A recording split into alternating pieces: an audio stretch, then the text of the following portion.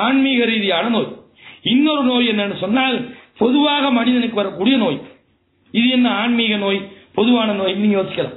ஆன்மீக ரீதியான நோய் என்று நான் எதை சொல்றேன், மனித உள்ளங்களில் ஏற்படுகிற ஒரு வகையான நோய். இது வழிகேடு என்ற இஸ்லாத்துக்கு புறம்பான சிந்தனை உள்ளவர்களுடைய உள்ளங்களில் ஏற்படுகிற நோய். அல்லாஹ் உதாரணத்துக்கு சொல்றானே, ஃபீ குலூபிஹிம் மரதுன், அவர்களுடைய உள்ளங்களிலே நோய் இருக்கிறது. ஃபஸாதஹுமுல்லாஹு மரதன், அவர்களுடைய நோயை அல்லாஹ் அதிகப்படுத்துகிறான். யாரு? நயவஞ்சகர்களை சொல்றான், ஃபீ குலூபிஹிம் மரதுன் அப்படின்னா. அவனோட உள்ளத்துல நோய் இருக்குன்னா, இது என்ன நோய்? காய்ச்சலா, தலையிடியா, என்ன? உளநோய். உளநோய்னா என்ன? அவனோட உள்ளத்துல ஒரு வகையான வழிகட்டு நோய். அவன் உள்ளத்துல சரியான சிந்தனை இல்லாத உள்ளம் கெட்டு போன நோய். அவன் உள்ளத்துல சரியான கொள்கை இல்லாத ஒரு கசடு பிடிச்ச நோய். ரசூலுல்லாஹ் சொல்றாங்க, எப்படி? அத்தக்குவா ஹாஹுனா, தக்குவா இருக்கிறது இங்க இருக்கிறது, உள்ளத்தை தொட்டு காட்டினாங்க. மனித உடலில் ஒரு உறுப்பு இருக்கிறது, அது சீராகிவிட்டால் முழு உடம்பும் சீராகும், அது கெட்டு விட்டால் முழு உடம்பும் கெட்டுன்றாங்க. இது என்ன? இது அதாவது ஆன்மீக ரீதியாக ஒரு மனிதன் உள்ளத்தில் வரக்கூடிய பாவம் நோய், ஒரு மனித உள்ளத்தில் வரக்கூடிய கசடு. ஒரு மனிதன் அல்லாஹ் சொல்றார், இந்த குர்ஆனை நாம் இறக்கி இருக்கிறோம், அதாவது ஷிஃபாவும் லிமா ஃபீ சுதூரின் நாஸ், மனித உள்ளங்களில் இருக்கிற நோய்களுக்கு அது நிவாரணம் என்றான். இது என்ன நோய்? உள ரீதியான நோய். நான் இன்னைக்கு உள்ள ரீதியான நோயை பேசல, அதையும் ஒரு நேரம் பேசுவேன் இன்ஷா அல்லாஹ். நான் இன்னைக்கு பேச போறது இரண்டாவது வகையான நோய். என்ன நோய்? மனிதனுக்கு வரக்கூடிய உடல் ரீதியான நோய். இப்ப காய்ச்சல் சொல்லுவோம், காய்ச்சல் சாதாரணமா சொன்ன உடல் ரீதியான நோய் என்றால் உடலினுடைய சமநிலையில் ஏற்படுகிற மாற்றம். இதுக்கு தான் நோய் என்று நம்ம சொல்லுவோம். சாதாரணமா உடம்புல 36 செல்சியஸ் 36, 37 வரைக்கும் இருக்கு மனித உடம்புல சராசரி வெப்பநிலை. இதான் சமநிலை. இந்த சமநிலை 37, 38, 40, 50 போனா அதுக்கு காய்ச்சல் பேர் சொல்லுவோம். அப்ப மனித உடல்ல உள்ள சமநிலை மாறும் போது மனிதன் நோய் வாய்ப்படுகிறான். பிரஷர்னு சொல்றோம். சுகர்னா என்ன? உடம்புல இருக்கக்கூடிய சீனியின் அளவு கூடுறது. இது மாதிரி பார்க்கிறோம். இந்த மாதிரி ஒவ்வொரு நோய்க்கும் காரணம் இருக்கிறது. சில நோய்கள் மரபணு ஊடாக ஒரு மனுஷனுக்கு வரும். நீங்க டாக்டர் போனீங்கன்னா உங்களோட குடும்பத்தில் யாருக்கா இருக்கான்னு கேட்பான். என்ன அப்படின்னா டிஎன்ஏன்னு சொல்லுவாங்க. டிஎன்ஏ என்ன? மனித மரபணு. இந்த மனிதனை பொறுத்தவரையும் மனிதனை பிரிச்சு பிரிச்சு பிரிச்சு பிரிச்சு பார்த்தால் மனிதன் செல்களால் உருவாக்கப்பட்டிருக்கிறான். செல்கள் சொல்லுவாங்க. இந்த செல்களுக்கு ஒரு கரு இருக்கிறது. அந்த கருவுக்கு தான் டிஎன்ஏ என்று சொல்லப்படும். அதை கூட இன்னைக்கு ரெண்டா உடைக்கலாமா என்று மனுஷன் இன்னைக்கு பாக்குறான். டிஎன்ஏல இருந்து ஒரு டிஎன்ஏ வச்சு 1000 படைப்பை உண்டாக்கிடுவான். ஒரு ஆளை உருவாக்கணுமா, அவனுக்கு டிஎன்ஏ தான் போதும், அந்த ஆள் போய் உருவாக்க தேவையில்லை. இந்த மாதிரி இருக்கிறது. இந்த டிஎன்ஏ என்று சொல்லக்கூடிய மனித மரபணுவிலேயே சில நோய்கள் தாவுகிறது. பாருங்க, சில வாப்பாக்கு ஒரு நோய் இருந்தா அதே நோய் பிள்ளைக்கு இருக்குது. எப்படி? மரபணு ஊடாக கடத்தப்படுறது. சரி, இந்த மாதிரியும் நோய்கள் கடத்தப்படலாம். சில நேரம் நோய் கிருமிகள், சில அதாவது ஹதீஸ்ல வருது தொற்று நோய் என்பது இஸ்லாத்தில் இல்லை. தொற்று நோய் இல்லைன்னா என்ன கருத்து விளங்கிடக்கூடாது? ஒரு மனிதன் நோய் தொற்றுறது இல்லை, ஆனால் நோயினுடைய கிருமிகள் தொற்றுது. கிருமி தொற்றுனா நோய் வரும் இல்லை. கிருமி தொற்று எல்லாருக்குமே நோய் இருக்குதா? இல்ல. சிலருக்கு நோய் வரலாம், சிலருக்கு வராம இருக்கலாம். அந்த ஒவ்வொரு மனிதன் உடம்புல உள்ள நோய் எதிர்ப்பு தன்மை இருக்குது. அந்த நோயை எதிர்க்கக்கூடிய கிருமிகள் இயல்பாக உடம்புல இருக்கிறது. அந்த கிருமிகளுடைய பலம் குறையும் போது அந்த காவுற கிருமி மனுஷனுக்கு நோயை உண்டாக்கும். அப்ப இந்த மாதிரி ஏற்படக்கூடிய நோயும் இயல்பாக நாங்க பார்க்கிறோம். நான் சொல்றது இந்த உடல் ரீதியாக நோய் என்று இதை ரெண்டா பிரிக்கலாம். எப்படி? உடல் ரீதியான நோயை கூட, அதாவது வெளியில தெரியக்கூடிய கண்டுபிடிக்கக்கூடிய சில நோய்கள் இருக்கிறது. அது என்ன? காய்ச்சல், இது மாதிரி வரக்கூடிய நெஞ்சு மாரடைப்பு, சுகர், இதெல்லாம் டெஸ்ட் பண்ணி கண்டுபிடிச்சிடணும். பிரஷரை செக் பண்ணா கண்டுபிடிச்சிடணும். இன்னொரு நோய் இருக்கிறது மனோரீதியான நோய். சில ஆளுக்கு மென்டல் ஆகுறாங்க. அது வெளியில பார்க்கறதுக்கு விளங்காது, நல்லா தான் இருப்பான், பார்த்து ஆரோக்கியமா இருப்பான், ஆனா ஆள்ட மூளையில ஒரு குழப்பம். அதுவும் நோய் தான், ஆனா இது மன ரீதியாக சம்பந்தப்படும். இன்னும் சொல்லுவாங்க டிப்ரெஷன், மன அழுத்தம். சில ஆட்களுக்கு இந்த டிப்ரெஷன் இருக்கும். எப்படின்னு சொன்னால் அவங்க அளவு கடந்து ஒண்ணு யோசிப்பாங்க, அல்லது ஒரு விஷயத்துல ஓவரா டென்ஷன் ஆயிப்பாங்க. இவங்களுக்கு என்னது? இவங்களுக்கு இந்த மன அழுத்தம் ஒரு வகையான நோய் இருக்கும். இது கொஞ்சம் டக்குன்னு மறப்பாங்க, கோபம் வரும் அடிக்கடி. இது மாதிரியான தன்மைகள் இந்த மன அழுத்தம் உள்ளவங்களுக்கு இருக்கு. இன்னும் சொல்ல உளவியலாளர்கள் சொல்றாங்க, உலகத்துல 3/4 பேருக்கு 99% மனநோய் இருக்கிறது. அதனுடைய ஆதிக்கம் கூடும் போதுதான் அவன் பைத்தியக்காரன் ஆகுறான். எல்லாருக்குமே கொஞ்சம் கொஞ்சம் இருக்குது. பாருங்க, சில ஆக்களை போன் அப்படி கையில வச்சுக்கிட்டு சும்மா நல்லா தெரியும் அப்படி ரோட்டில் நடப்பாங்க. என்ன ஏன் நடக்கிறீங்க? ஒரு தேவையும் வைக்காது. இயல்பா அப்படிலாம் இருக்குது. சில ஆள்கிட்ட இயல்பான அந்த குணங்களை சின்ன பெரிய ஆக்களா இருப்பாங்க, சின்ன பிள்ளை மாதிரி நடந்துக்குவாங்க. என்ன காரணம்டா? இயல்பா அந்த மாதிரியான தன்மைகள் எல்லாம் மனிதன் இருக்கிறது. அப்ப இதை நீங்க சுருக்கமாக தெரிந்து கொள்ளணும். சரி, இப்ப முதலாவது நீங்க விளங்கணும், ஒரு மனுஷனுக்கு இஸ்லாத்தை பொறுத்த வரைக்கும் நோயால அல்லாஹ் நன்மை கொடுக்குறான். அதை நாங்க பின்னால சொல்லுவோம். நோய் வாடுறது நல்லதா, ஆரோக்கியமா ஒரு மனுஷன் வாழ்றது நல்லதா? முதலாவது கேள்வி. நோய் வந்தா நல்லதா, ஆரோக்கியமா வாழ்றது நல்லதா? எப்படி அப்துல் காதர் பாய் சொல்லுவோம்? ஆரோக்கியமா வாழ்றது நல்லது. என்ன உங்களோட கருத்து என்ன பாரத் பாய்? ஆரோக்கியமா வாழ்றதா ஒவ்வொரு மனுஷனும் ஆரோக்கியமா கொண்டு ஆசைப்படுவோம். இது தப்பும் இல்லை. ஆனா சிலாங்க சொல்லுவாங்க நோய் வந்தாலும் நல்லது. என்ன சொல்லுவாங்க? நோய் வந்தா நமக்கு நல்லது தானே, அல்ல அடுத்து நன்மை கிடைக்கும் தானே. அப்ப நோய் வந்தாலும் நல்லது தானே. அப்ப நோய் வந்தாலும் பரவாயில்லையா? அப்படி விரும்புமா? விரும்புமா? நோய் வந்தாலும் பரவாயில்லை அப்படி நினைப்போமா? யாரும் நினைக்கிறது. யாருமே நோயை விரும்புறல தானே. நோயை யாரும் விரும்ப மாட்டாங்க. அப்ப என்ன காரணம்? அப்ப நோய் யாரெல்லாம் விடும்? நோய் மனுஷனுக்கு விருப்பம் இல்லைன்னு தெரியுது. நோயை ஏன் விடணும் அப்படின்னு சொன்னால், அல்லாஹ் இந்த உலகத்தை பேலன்ஸ் பண்றதுக்கு மனிதனுக்கு மத்தியில சில வித்தியாசங்களை வச்சுக்கிறான். இப்ப உதாரணமா பாருங்க, ஒருத்தன் பணக்காரன் ஆகிக்கிறான், ஒருத்தன் ஏழை ஆகிக்கிறான். இந்த பெரிய அநியாயமே. உலகத்துல ஒருத்தனை கஷ்டப்பட வச்சு போட்டு ஒருத்தனுக்கு பணத்தை கொடுக்குற பெரிய அநியாயம் தானே. ஒருத்தன் நல்ல பதவி அளிக்கிறான், இன்னொருத்தன் பார்த்தா ஒரு சாதாரணமா கூலி வேலை செய்யறான். நீ துபாய் எடுத்து பாருங்க, ஒருத்தன் நல்ல ஏசி ரூம்ல இருப்பான், அவருக்கு நல்ல சும்மா செப்ப ஜீவித்தேன்னு சொல்லுவாங்க எங்க ஊர்ல. செப்ப ஜீவித்தேன்னா நல்ல சுகமான வாழ்க்கை. காலையில அவர் போய் கார்ல இருந்து இறங்குவாரு, போய் ஆபீஸ்ல போனா காலையில ஆபீஸ்ல போவார். அவரு நல்லா தூங்கி எழுப்பி 11 மணிக்கு போவாரு, ஒரு மணிக்கெல்லாம் வந்துடுவாரு. பெருசா இல்ல ஜிஎம், ஏன்னா அவர் ஜிஎம் அவர் கம்பெனில நல்ல சந்தோஷமான லைஃப். இன்னொருத்தன் காலையில கிளம்பு 6 மணிக்கு எழுப்பி பஸ்ல போய் ஏறி போய் அங்க போய் என்ன செய்யறது, லேபர் வேலை பார்க்கறான், தூக்குறான், டைல்ஸை தூக்குறான், அதை தூக்குறான், இதை தூக்குறான், கஷ்டப்படுறான். பெரிய அநியாயம் தானே. என்னடா இது, இவனுக்கு இவ்வளவு பெரிய செப்பையை கொடுத்து போட்டு சந்தோஷத்தை கொடுத்து போட்டு இங்கிட்டு பக்கத்தால அல்ல கஷ்டப்படுத்துறான்னு. இதுல என்ன இருக்கிறது? ஒருத்தனை நோயா வைக்கிறா, இன்னொருத்தனை ஆரோக்கியம் வைக்கிறா. அநியாயமே. நீ சொல்றா, இப்படி இருந்தா தான் உலகம் இயங்கும். அதை முதல்ல விளங்கும். இந்த மாதிரி உலகத்துல நடந்தா தான் உலகம் சரியா இயங்கும். நான் சும்மா கேட்கிறேன், எல்லாரும் ஜிஎம் இருந்தா லேபர் யாரு? எல்லாரும் ஜிஎம் இருந்தா வார எல்லாருமே அல்ல ஜிஎம் ஆக்கிவிட்டான். லேபர் வேலை பார்க்கறது யாரு? அப்ப லேபர் வேலைக்கு ஆள் வேணும். அதனாலதான் எல்லாம் இல்லத்துக்களை கொடுக்கல. அப்ப இப்ப லேபர் வேலை பார்த்து கஷ்டப்படுறான்ல, அவன் நல்லா சந்தோஷமாயிக்கிறான். இதுக்கு என்ன அல்லாட்ட தீர்வு? இது அல்ல எப்படி நிறைவு செய்யறான்? அல்ல என்ன செய்யறான் தெரியுமா? நீ கஷ்டப்படுறியா, இங்க கஷ்டப்படுறதுக்கு அங்க பேலன்ஸ் பண்ற வாங்க. இங்க நீ வர்ற கஷ்டத்துக்கு உனக்கு அங்க பேலன்ஸ் பண்றா. எப்படி? மா யுஸீபுல் முஸ்லிம மின் நஸபின் வலா வஸபின் வலா ஹம்மின். ரசூலுல்லாஹ் சொல்றாங்க, ஒரு முஸ்லிமுக்கு ஏற்படுகிற துன்பம் கவலை எந்த ஒன்றும் தானும், காலில் ஒரு முள்ளு தைச்சாலும், காலில் ஒரு முள்ளு தைச்சாலும் கூட என்ன செய்யலாம்? இல்ல கஃபரல்லாஹு பிஹா மின். அல்லாஹ் தஆலா அந்த கஷ்டத்துக்காக அவன் கொடுக்கிற கூலி என்ன? அவனோட பாவத்தை போக்குறான். அவனோட துன்பம் பட்ட துன்பத்துக்கு அவன் கொஞ்சம் கொஞ்சம் பாவம் செய்வான் தானே. லேபர் வேலை பார்த்து போட்டு சில ஆளுக்கு அப்படி செய்யறாங்க. அதுக்காக நான் சரிகாட்டு நினைச்சிடக்கூடாது. லேபர் வேலை பார்த்து போட்டு சில என்ன செய்வான், தாங்கலாம். ஒருத்தன் நம்ம ஊர்ல மேச வேலை செய்யும். அவனோட வேலை என்ன கேட்டாங்கன்னா, அந்த கல்லு சீமந்து போட்டு வெட்டுறது. அது ஒரு பேக்குக்கு இவ்வளவு ஒன்று கொடுப்பாங்க.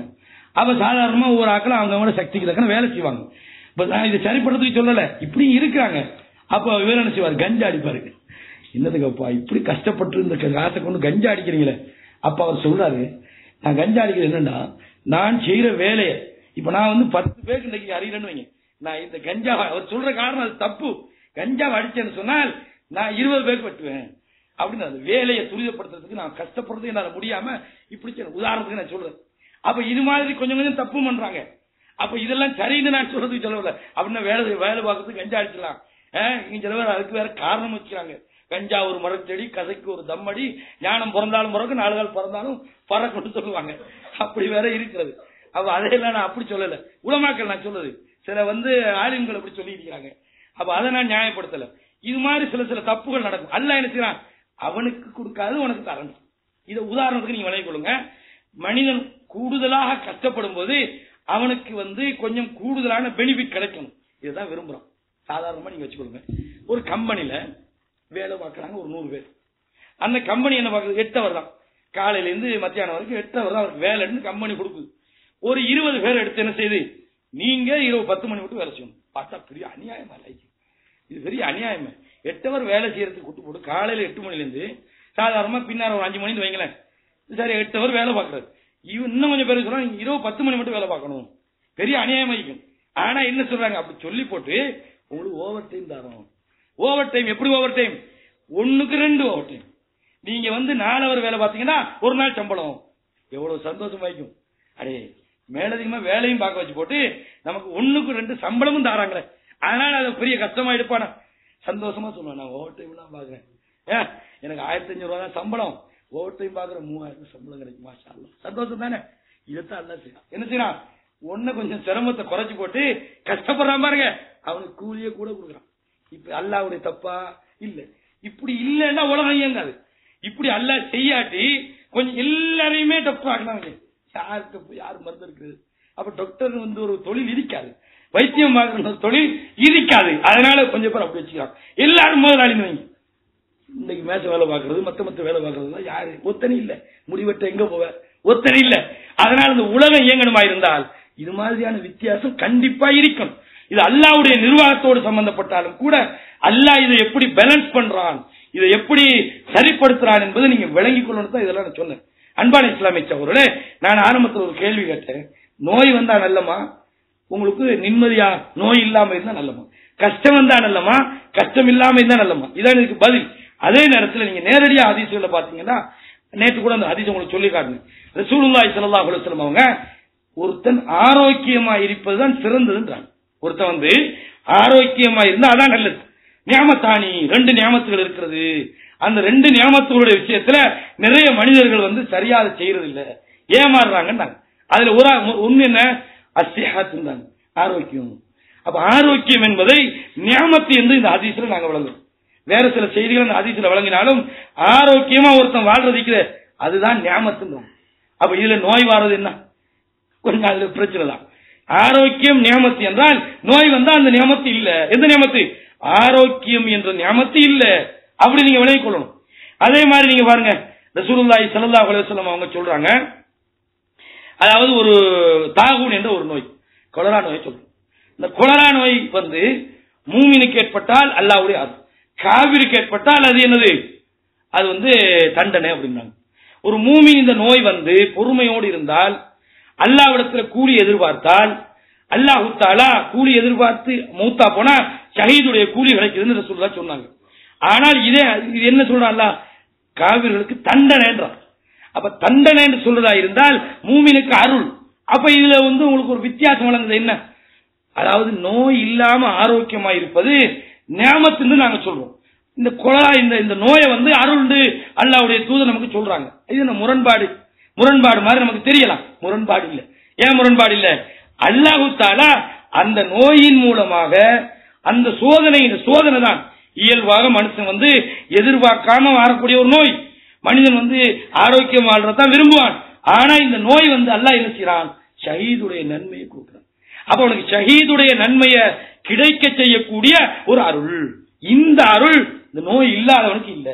அப்ப நன்மை கிடைக்கும் என்ற அடிப்படையில தான் ஒரு நோய் மனுஷனுக்கு அருளாக இருக்குமே தவிர நல்லது என்ற அடிப்படையில் இல்லை. நோய் வந்தா தான் நல்லதுன்னு யாரும் நினைக்க மாட்டான். நோய் வராம இருந்தா நல்லதுன்னு நினைப்பான். நோய் வராம இருந்தால் உடலியல் ரீதியாக அவனுக்கு எல்லாம் லேசி. அவனை குடும்பத்தை கவனிக்கிறதுக்கு, சம்பாதிச்சு கொடுக்கறதுக்கு, அவன் அன்றாட நடவடிக்கைகள் வச்சுறதுக்கு, சில நேரங்களில் விவாதத்தில் ஈடுபடுறதுக்கு, இது மாதிரி அவனுடைய சாப்பிடறதுக்கு, எல்லாத்துக்குமே மனுஷன் ஆரோக்கியமா வாழ்றதா நல்லது. ஆரோக்கியம் இல்லாம நோயாளி இருந்தா எவ்வளவு குடும்பங்கள்ல பிரச்சனை. அவன் அன்றாட சாம வாங்கி போறதுக்கு ஆள் இல்ல, பிள்ளைகளை கல்விக்கு பாடசாலைகளுக்கு கொண்டு வரதுக்கு சரியான ஒரு வசதி இல்ல, குடும்பங்கள் அன்றாட நடவடிக்கைகள், அவன் சொந்த உடலியல் தேவைகள், அவனுக்கு இருக்கக்கூடிய சுய தேவைகள், அவைகளை கூட சரியாக நிறைவேற்ற முடியாத துன்பங்கள் மனுஷனுக்கு இயல்பாக வருது. இந்த துன்பத்துக்கு அல்லாஹ் என்ன செய்யறா? நீ துன்பப்படுறியா, உனக்கு பரிகாரமாக இன்ன கூலிய தருகிறேன் என்று அல்லாஹ்வுடைய தூதர் ஸல்லல்லாஹு அலைஹி வஸல்லம் அவர்கள் நமக்கு இதை சொல்லி காட்டுறாங்க. அதே மாதிரி பாருங்க, ரசூலுல்லாஹி ஸல்லல்லாஹு அலைஹி வஸல்லம் அவர்கள் சொல்றாங்க, லா யத்தமன்ன என்ன அஹதுக்குமுல் மௌத லிதுர்ரின் அஸாபஹு. தனக்கு ஒரு துன்பம் வருகிறது, தனக்கு ஒரு நோய் வருகிறது. நோய் வருகின்ற போது உங்களில் யாருமே மௌத்தா போறதை விரும்பாதீர்கள். யாரா என்ன மௌத்தாக்கிரு, யாரா என்னை மௌத்தாக்கு என்று ஒரு ஆள் விரும்பக்கூடாது. சொல்லிவிட்டு ரசூலுல்லாஹி ஸல்லல்லாஹு அலைஹி வஸல்லம் என்ன சொல்றாங்க?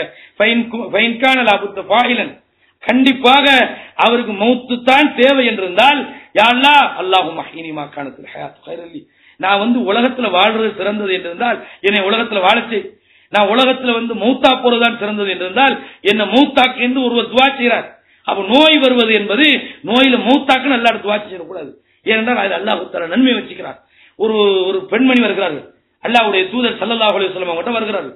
வந்து கேட்கிறாங்க, அந்த பெண்மணி ரசூலுல்லாஹி ஸல்லல்லாஹு அலைஹி வஸல்லம் கேட்கிறாங்க, உங்களுக்கு காய்ச்சல் உம்மு மில்தம் என்று சொல்லப்படும். இந்த ஹதீஸ் வந்து அதாவது அதபுல் முஃப்ரத் என்ற ஒரு கிதாப் இருக்கிறது இமாம் புகாரி ரஹிமஹுல்லாஹ் அவர்களுக்கு. இமாம் புகாரி ரஹிமஹுல்லாஹ் அவர்களுக்கு சஹீஹுல் புகாரி இருப்பது போல அதபுல் முஃப்ரத் என்ற ஒரு கிதாப் இருக்கிறது. அந்த கிதாபில் இந்த செய்தி பதிவாகி இருக்கிறது. இந்த செய்தி இமாம் அல்பானி அவர்கள் கூட சஹீஹ் என்ற தரத்தில் கொண்டு வந்திருந்தாலும் நாம பார்த்த வகையில ஆய்வு செஞ்ச வகையில சரியா இந்த ஹதீஸ் தெரிகிறது. அந்த அடிப்படையில் இந்த ஹதீஸ்ல ரசூலுல்லாஹ் என்ன சொல்றாங்க, ஒரு பெண்மணி வருகிறார்கள். அந்த பெண்மணி கேட்கிறாங்க, உங்களுக்கு இந்த உம்மு மில்தம் காய்ச்சல் என்ற ஒரு நோய் வந்திருக்கிறதான்றாங்க. இல்லன்றாங்க அந்த பெண். ரெண்டாவது கேள்வி கேட்கிறாங்க, இப்படி உங்களுக்கு வந்து தலைக்குத்துன்னு சொல்லுவாங்களே, அந்த தலைக்குத்து என்ற ஒரு நோய் வந்திருக்கிறதான்றாங்க. இல்லன்னு அந்த பெண்மணி சொல்றாங்க. ரசூலுல்லாஹ் என்ன சொல்றாங்க, உங்களில் யாராவது நரகத்துக்கு போற ஒரு பெண்ணை பாக்குறதா இருந்தால் இந்த பெண்ணை பாருங்கன்றாங்க.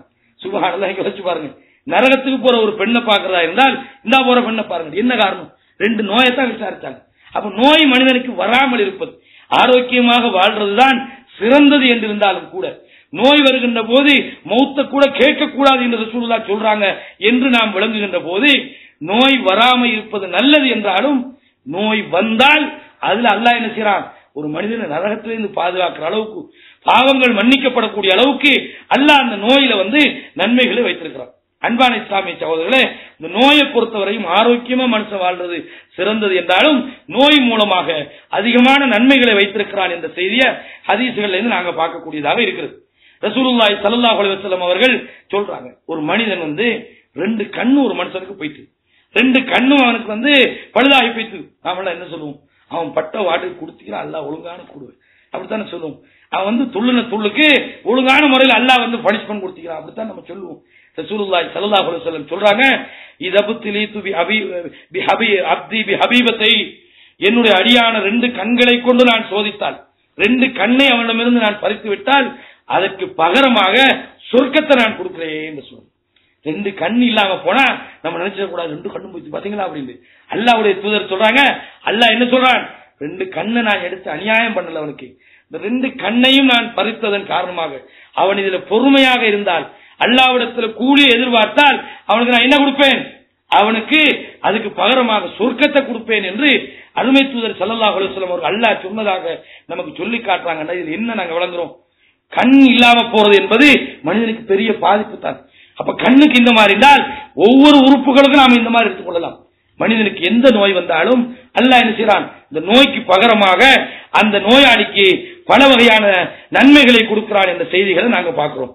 அன்பான இஸ்லாமிய சகோதரர்களே, அப்ப இதெல்லாம் இந்த நோய் ஏற்படுத்துகின்ற நலவுகள். இதைத்தான் நான் ஏற்கனவே சொன்ன ஹதீஸ், மா யுசீபுல் முஸ்லிம மின் நஸபின் வலா வஸபின் வலா ஹம்மின், ஒரு முஸ்லிமுக்கு வருகிற நோய், துன்பம், துயரம், இது அத்தனையுமே வலா ஹம்மின், அவனுக்கு வரக்கூடிய கவலை. ஒரு முஸ்லிமுடைய வாழ்க்கையில நாங்க கவலைப்படுறோம், எவ்வளவு கவலைகள். சில கவலைகளை வெளியில நாங்க அடுத்தவங்க சொல்லலாம், சில கவலைகளை வெளியில சொல்ல முடியாது. ஏன், அது நமக்குள்ள மட்டும்தான் பரிமாறிக்கொள்ளலாம். எல்லா கவலையும் எல்லாத்தையும் சொல்ல முடியாது. சில கவலையை சொல்லலாம், சில சொல்ல முடியாது. உள்ளத்துக்குள்ள 1000 கவலைகளோடு நிற்கிற நம்முடைய சகோதரர்கள் இருக்கிறாங்க, நமக்கு தெரியவே இருக்கிறாங்க. பிரச்சனைகளை மனசுக்குள்ள மூடி வச்சுக்கிட்டு இதை யாருக்கிட்ட சொல்லலாம் என்று, யாருக்கிட்ட சொன்னாலும் சில நேரம் இதை நம்மள தப்பா நினைச்சிருவாங்களோ என்று நினைக்கக்கூடிய அளவுக்கு பிரச்சனைகளோடு வாழ்றாங்க. உள்ளங்கள் கதறுகிறது, கவலைப்படுகிறது, தனிமைப்படும் போது அழுகிறார்கள். நாங்க என்ன நினைக்கிறோம், நம்ம இப்படி எல்லாம் துன்பப்படுறோமே, ஏன் நம்ம வாழ்க்கையில இவ்வளவு பிரச்சனை, ஏன் நம்ம வாழ்க்கையில மட்டும் இவ்வளவு துன்பம் என்றெல்லாம் நம்ம நினைக்கிறோம். அப்ப அல்லாஹ் ஏன் நம்ம மேல இரக்கம் இல்லாதவனா?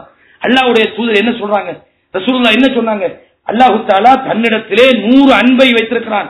அந்த 100லே ஒன்றைத்தான் உலகத்துக்கு அனுப்புகிறான். ஒன்றுதான், ஒரு பறவை தன் குஞ்சு மீது, ஒரு தாய் தன் பிள்ளை மீது, ஒரு தந்தை தன் பிள்ளை மீது, ஒரு நண்பன், மற்ற உலகத்துல எல்லாருக்கும் அந்த ஒண்ணுதான் பங்கு வைக்கப்பட்டது. 99 தன்னோட கையில் வச்சுக்கிறாங்க. எப்படிப்பட்ட இரக்கமுள்ளவன் ஆயிருப்பான்? அப்படின்னா ஒரு அடியான சோதனைப்படுத்தி பார்க்கறதுல அவனுக்கு என்ன தேவை அப்படின்னா, அல்லாஹ்வுடைய தூதர் ஸல்லல்லாஹு அலைஹி வஸல்லம் சொல்றாங்க, இன்னல்லாஹ தஆலா இதா அஹப்ப கௌமன் இப்தலாஹும், ஒரு சமூகத்தை அல்லாஹ் விரும்புறதுக்கு அடையாளம் என்ன தெரியுமா? பிரச்சனை, சோதனை, துன்பங்கள், கவலைகள். ரசூலுல்லாஹ் சொல்றாங்க, இதுகள் தான் காரணம். ஒரு அடையாளம், அல்லாஹ் விரும்புறான் என்பதற்கு அடையாளம் துன்பங்களையும் பிரச்சனைகளையும் கொடுக்கிறான். அல்லாஹ்வை பொருந்திக்கிட்டீங்களா, யா அல்லாஹ் நீதான் இதெல்லாம் விட்டியா, இந்த துன்பம் வந்து நீ நாடாம எனக்கு வராது யா அல்லாஹ், நான் அறிய நான் யாருக்கு அநியாயம் செய்யல, எனக்கு ஒரு தண்டனையாக தரக்கூடிய அளவுக்கு நான் யாருக்கும் எதுவும் செய்யல, அல்லாஹ் நீனே இது நீக்கு, யா அல்லாஹ் என்னோட பிரச்சனைகளை தீர்த்து வை, என் நோயை போக்கி வை, என் கவலையை நீக்குவை என்று அல்லாஹ்விடத்துல துஆ செய்ய வேண்டும் என்ற ஒரு செய்தியை நாங்க பார்க்கிறோம். ரசூலுல்லாஹி ஸல்லல்லாஹு அலைஹி வஸல்லம் அவர்கள் இதை நாம தெளிவாக சொல்லி காட்டுறாங்க. அன்பான இஸ்லாமிய சகோதரர்களே, அதே மாதிரி நீங்க பாருங்க, ஒரு மனிதனுக்கு நோய் வருகிறது. அதாவது ரசூலுல்லாஹி ஸல்லல்லாஹு அலைஹி வஸல்லம் அவங்க ஒரு நாள் கடுமையான நோயாயிருக்கிறாங்க.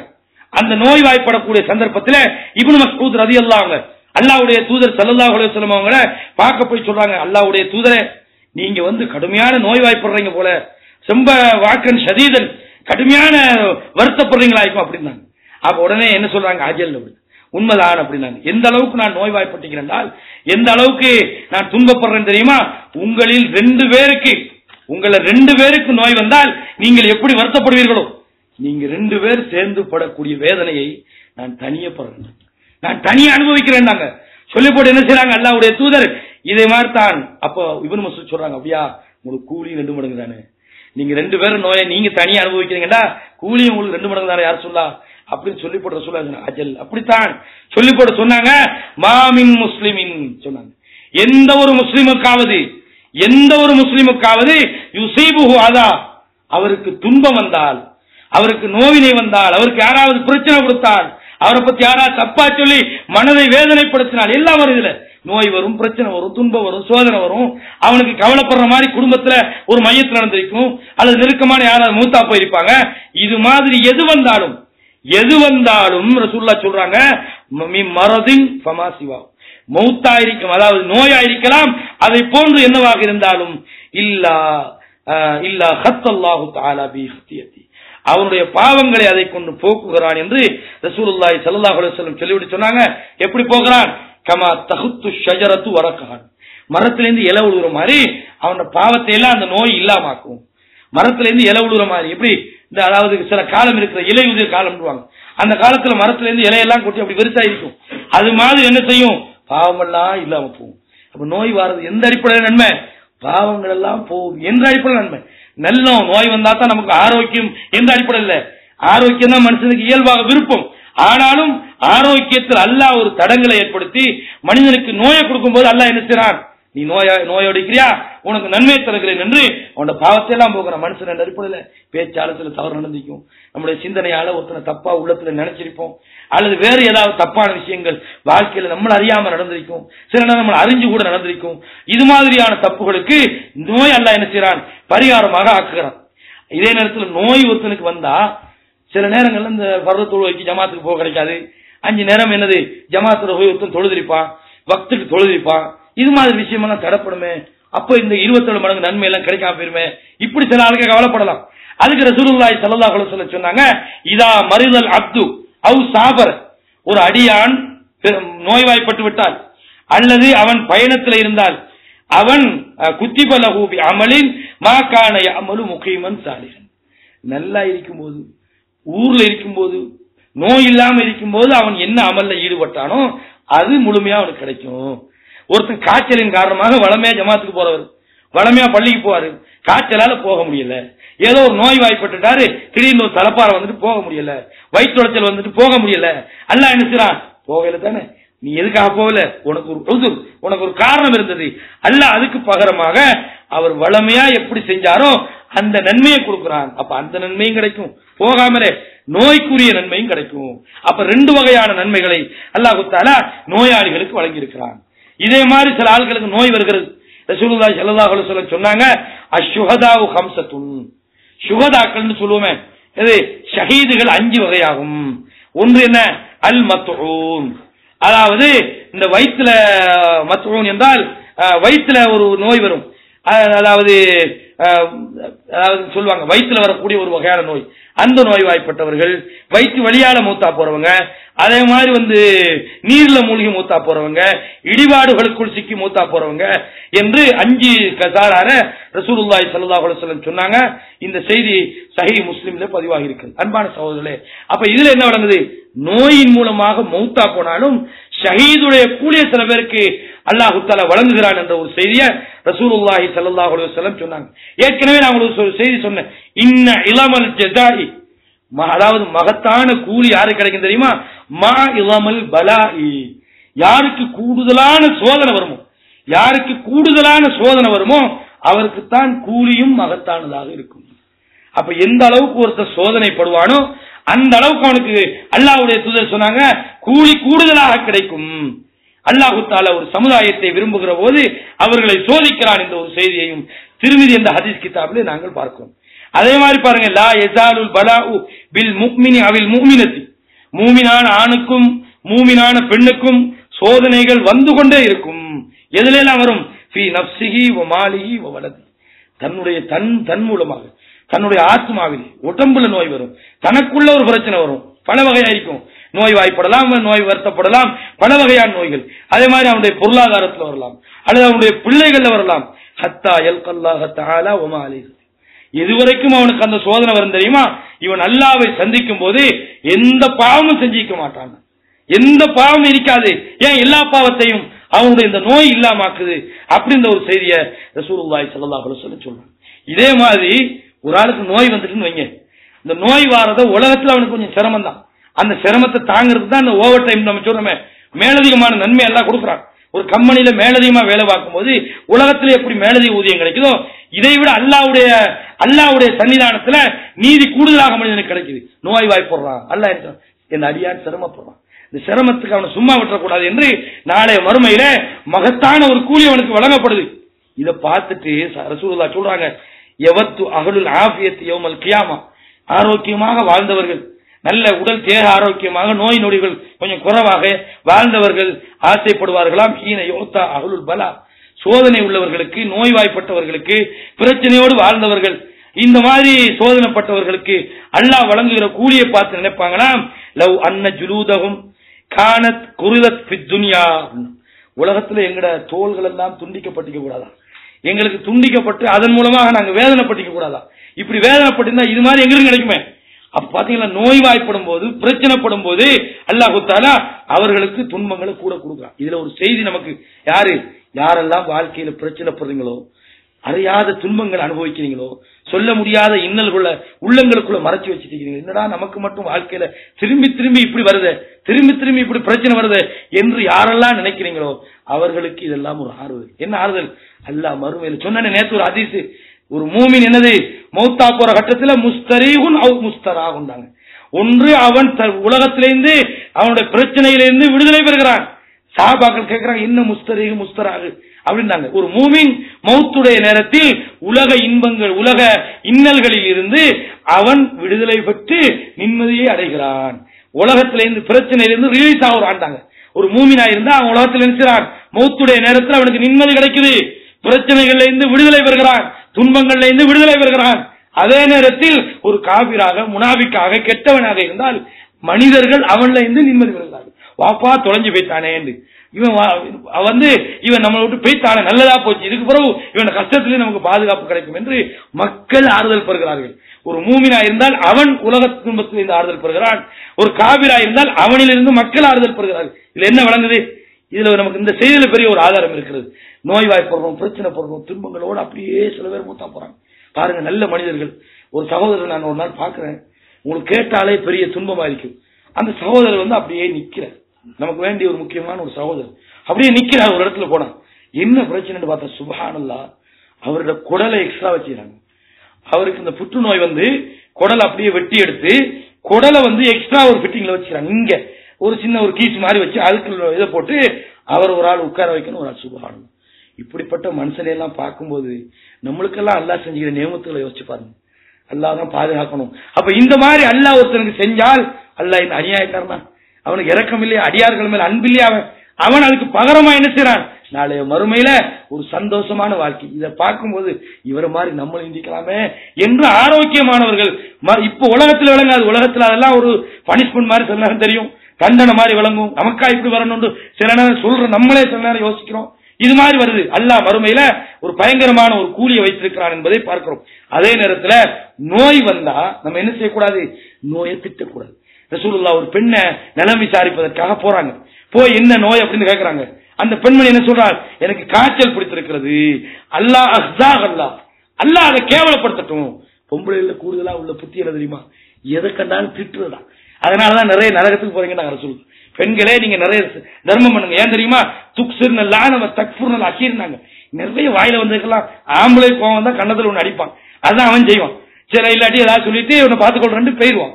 ஆனா பொம்பளை மண்ணா போவேன், நாசமா போவேன், கழிச்சல்ல ஓரத்துக்கு இப்படி எல்லாம் திட்டுவாங்க. பொம்பளைகள வேற என்ன, பிள்ளைகளை திட்டுவாங்க. மற்றவங்க பிள்ளைகளை ரசூலுல்லாஹ் சொன்னாங்க, பிள்ளைகளை நீங்க திட்டுங்களே உங்களோட துவாக்கள் ஏற்றுக்கொள்ளப்படக்கூடிய உங்களோட நீங்க சொல்றது ஏற்றுக்கொள்ளப்படக்கூடிய நேரமா இருந்தா பிள்ளைகளுக்கு பழிக்கும். இவன் நல்லா வர மாட்டான்றது பிள்ளைய பார்த்து. எத்தனை பிள்ளைகள் அப்படி இருக்கிறாங்க. நல்லா வராட்டி உங்களுக்கு தாங்கிக் கொள்ளையுமா? தாய்மாருக்கு என்ன 2 அடி அடிக்கலாம் பிள்ளைகளுக்கு, ஆனா திட்டக்கூடாது. திட்டுனா சில நேரம் நீங்க சொன்ன மாதிரி அந்த பிள்ளைக்கு ஆகும். இவன் நாசமா போவான், சரியா வர மாட்டான். அவன் வாழ்க்கையில பாருங்க, அப்படிப்பட்ட பிள்ளைகள் இன்னைக்கு பாருங்க எப்படி மோசமான ஒரு நிலையில் இருக்கிறாங்கன்னு. ஒரு நாள் இந்த மாதிரி பிள்ளைகளை தாய்மார்கள் திட்டக்கூடாது. பெண்கள் நிறைய நரகத்துக்கு போற காரணம் ஒண்ணு திட்டது, 2வது கணவனுடைய நன்றி கெட்டத்தனம். கணவனுக்கு நன்றி மறக்குது. காலங்காலமா அவன் முடிச்சு 20 வருஷமா இருக்கும். நல்ல உடுப்பு வாங்கி கொடுப்பான், காசு கொடுப்பான், பணம் கொடுப்பான், செலவு கொடுப்பான், எல்லாம் கொடுப்பான். ஒரு நாள் கொடுக்கலன்னு வைங்க, இவனை முடிச்சு 20 வருஷத்துக்கு நான் என்னத்தை கண்டேன். ஒரு நாள் கொடுக்கல, நடக்குதா இல்லையா? ஹதீஸ்ல வருது சகோதரர்களே. அப்ப ரசூலுல்லாஹ் சொன்னாங்க பெண்களுக்கு போறதுக்கு காரணம் இது முக்கியமான ஒரு தொடர்புள்ள செய்தின்னு தான் இதை சொல்றேன். அப்ப அந்த பெண் என்ன சொல்றாங்க, காய்ச்சல் அல்லாதான் அதை நாசமாக்கட்டும், அல்ல அதை கேவலப்படுத்தட்டும் அப்படின்ட்டாங்க. அப்ப ரசூலுல்லாஹ் நிப்பாட்டு, பொறுமையாரி, அப்படி சொல்லாத, லாத்த உசிஹான்னாங்க. நீ அதை லாத்த சுப்ஹா திட்டாத, ஃபைன்னஹா ததுஹபு துதுஹிபு ஹத்தாயில் மூமின். அதான் மூமின் பாவத்தை போக்குது, அதை போய் திட்டுறீங்களே. ஒருத்தன் உங்களோட வீட்டுக்கு வரான், என்னத்துக்கு வரான், பாவம் ரொம்ப கஷ்டப்படுறாரு, தள்ளி ஒரு 10,000 ரூபாய் பணம் கொடுத்துட்டு போவோம் அப்படின்னு சும்மா ஒரு இறக்கத்துல வராது. வாசல தோங்க, நீ வந்தா நீ நாசமா போ, நீ அங்க வந்தா ஏண்ட வாசலுக்குன்னு சொன்னா எப்படி அந்த ஆளுக்கு?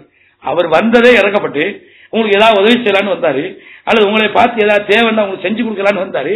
நீங்க வாசல்ல திறந்தவனா இருக்கும், நீயா நாய் நீ போறாங்கிட்டு நீ வராது திறத்துனா வந்தாலும் எப்படிக்கும்? இது மாதிரி காய்ச்சல் ஒருத்தனுக்கு வந்தால் நோய்க்கு நோய், அதாவது மனுஷன் பாவங்களுக்கு பரிகாரமாக இருக்கின்ற சூழ சொன்னாங்க.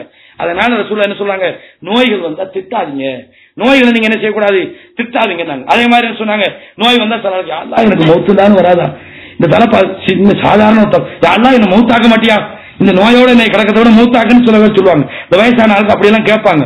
ரசூலுல்லாஹ் என்ன சொன்னாங்க, உங்களில் ஒருவர் மௌத்துக்காக நீங்கள் என்ன செய்யக்கூடாது, அல்லாஹ்விடத்துல வேண்டாதீங்க. மௌத்தா போடுமா இப்படி சொல்லுங்க, அல்லாஹ் என்ன மௌத்தாக்குறதா நல்லது நின்னால் மௌத்தாக்கு, நான் உலகத்துல வாழ்றது நல்லது நின்னால் என்னை வாழவை அப்படி கேளுங்கன்னு சொல்லி போட்டு ரசூலுல்லாஹி ஸல்லல்லாஹு அலைஹி வஸல்லம் அவர்கள் சொன்னாங்க. ஒரு பெண்மணி வருகிறாள், அல்லாஹ்வுடைய தூதத்தை அல்லாஹ்வுடைய தூதரை எனக்கு காக்க வலி பிடிச்சிட்டு, நான் காக்க வலிப்புல அப்படியே விழுந்துடுறேன், என்னுடைய ஆடைகள் எல்லாம் நிர்வாணமாய் போகுது அப்படின்னு ரசூலுல்லாஹ்ட்ட முறைப்பாடு வைக்கிறாங்க அந்த பெண்மணி. அப்ப ரசூலுல்லாஹ் அந்த பெண்ணை பார்த்து என்ன சொல்றாங்க, பெண்ணே உனக்கு நோய் வந்தது சரி, நீ விரும்பினா நான் அல்லாஹ் இடத்துல துஆ செய்றேன், உன் நோய் எல்லாம் குணப்படுத்துவான். நீ விரும்பினால் பொறுமையா இரு, அல்லாஹ் உனக்கு சொர்க்கத்தை, ரெண்டுல என்ன சாய்ஸ்ல இருக்கு? ஒன்னு நோயோட இருந்து கொண்டு அல்லாஹ் இடத்துல நன்மை எதிர்பார்த்து சொர்க்கத்துக்கு போறியா, அல்லது உனக்காக நான் துஆ செய்யறதும் அல்லாஹ் உனக்கு குணப்படுத்தும். என்ன வேணும்? நம்ம என்ன சொல்லுவோம், நோய் ஆரோக்கியமா இருந்தா போறோம், அமல் செஞ்சு கொள்ளலாம், எனக்கு இப்ப அமல் செய்ய, எனக்கு நோய் வரக்கூடாது நம்ம சொல்லுவோம். அந்த பெண் ஒரு சாதாரணமான ஒரு ஆம்பளை கூட இல்ல, ஒரு பெண்புல என்ன சொல்றாங்க, அப்படியா நான் பொறுமையாக்கிறேன். எப்படிப்பட்ட சிறப்புன்னு பாத்தீங்கன்னா, நான் பொறுமையாக்கிறேன், நோயை கூட அல்லாஹ்வுக்காக தாங்கி கொண்டு நான் சொர்க்கத்துக்கு போகணும். இதுதான் சரியான ஒரு ஈமான். நோய் வரக்கூடாது, வந்தா அல்லாஹ் விட்டுறான், அல்லாஹ் நம்மளை கேவலப்படுத்த மாட்டான், அல்லாஹ் நம்மளை என்ன செய்ய மாட்டான், இழிவுபடுத்துற நோய் நம்ம கூடல வரக்கூடாது. அதான் நல்லது. வந்துட்டு பெனிச்சிருது, வந்தா அல்லாஹ் இடத்துல நல்லெண்ணம் கொள்ளணும், அல்லாஹ் இடத்துல கூலி எதிர்பார்க்கணும் என்று ரசூலுல்லாஹி ஸல்லல்லாஹு அலைஹி வஸல்லம் சொல்லி காட்டுறாங்க. அப்ப இந்த பெண்ணை பின்னர் புறவு சஹாபாக்கள் சொல்றாங்க, அலா உரீக இம்ராத்துன் மின் அஹ்லில் ஜன்னah, சொர்க்கவாதியான ஒரு பொம்பளை நான் உங்களுக்கு காட்டட்டுமா, யார் தெரியுமா அந்த போறாங்களே அப்படின்னு பின்னால் சஹாபாக்கள் சொல்லிக் கொள்றாங்க. இந்த ஹதீஸை நீங்க வாங்குறீங்க.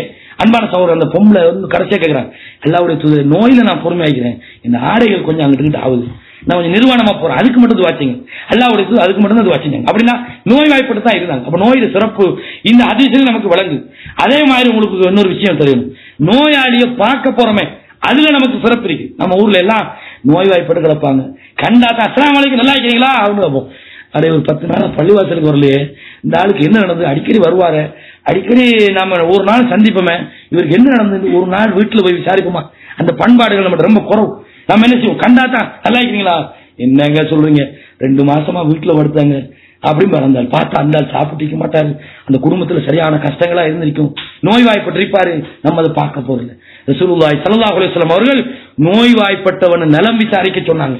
பள்ளிவாசலுக்கு பலமே ஒரு ஆள் வாராரு, காணல, ரசூலுல்லாஹி சொல்றாங்க எங்கப்பா அந்த ஆளை காணும். சாபித் இப்னு கைஸ் ஒரு நபித்தோழர் சொன்னாங்க, ரசூலுல்லாஹ் விசாரிக்கிறாங்க, எங்க போனாலும் ஒரு நபித்தோழர் இல்லைன்னு விசாரிப்பாங்க.